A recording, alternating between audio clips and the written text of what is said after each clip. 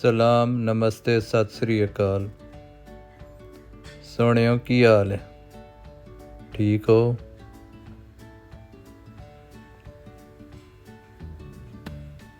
आओ फिर चलिए सैर ते। अज मैनू अपना स्कूल का वेला पे याद आंदा।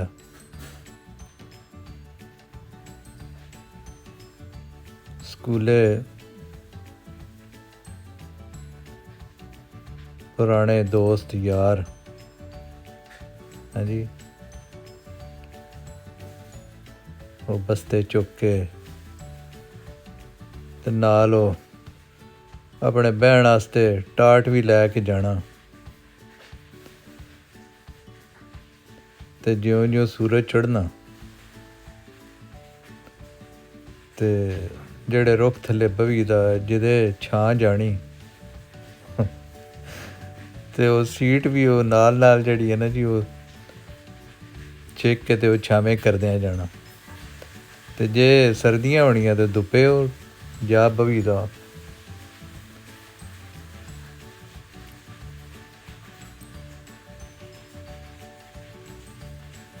ते मास्टर अताउल्ला साहब जेड़े न वो सन पढ़ांदे, एक पहली दूजी त्रीजी दियां गल्लां। वो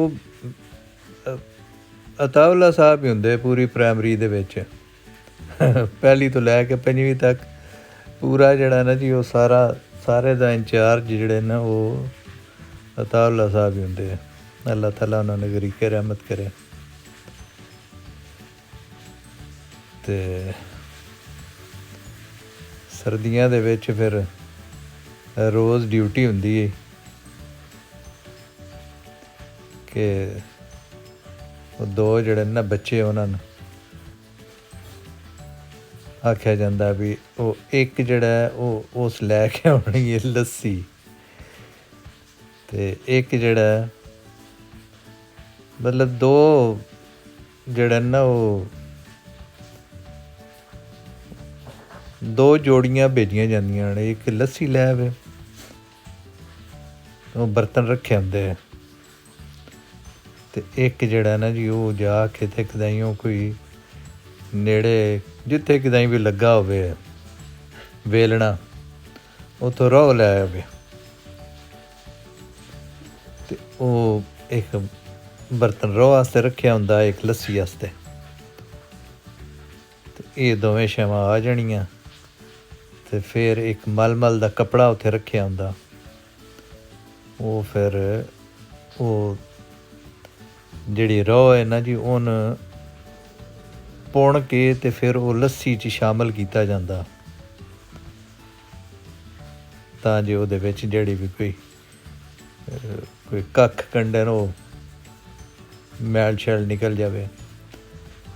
ते वो फिर जिहड़ी है ना जी वो उस्ताद साडे पींदे ते ये सारा काम जड़ा ये कोई मतलब असी कोई माइंड ना ये करदे ते ना ही मैं अजे पे करदा।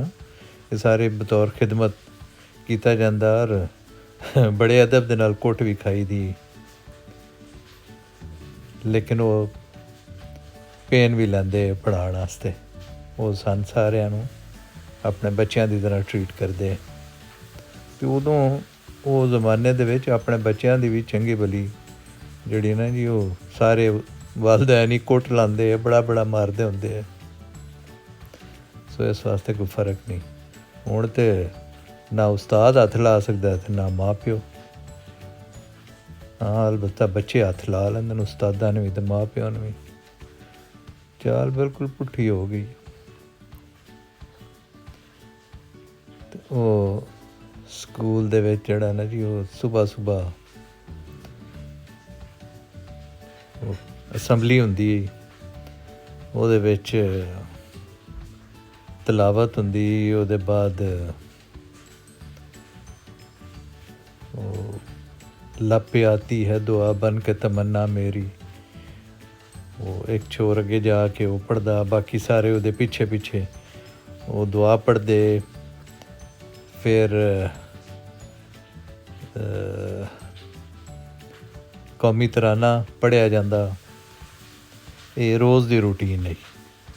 ਸੋ ਇਸ ਵਾਸਤੇ ਉਸ ਦੌਰ ਦੇ ਵਿੱਚ ਜਿਹੜੇ ਵੀ ਬੱਚੇ ਪੜ੍ਹਦੇ ਹੈ ਨਾ ਜੀ, ਉਹਨਾਂ ਸਾਰਿਆਂ ਨੂੰ ਕੁਝ ਨਾ ਕੁਝ ਕੌਮੀ ਤਰਾਨਾ ਯਾਦ ਹੈ ਅਜੇ ਵੀ। ਹੁਣ ਤਾਂ ਸਾਡੇ ਮੇਰਾ ਖਿਆਲ ਹੈ 98% ਮੈਂਬਰਾਨ ਅਸੈਂਬਲੀ ਨੂੰ ਵੀ ਨਹੀਂ ਆਉਂਦਾ ਸਾਡਾ ਕੌਮੀ ਤਰਾਨਾ।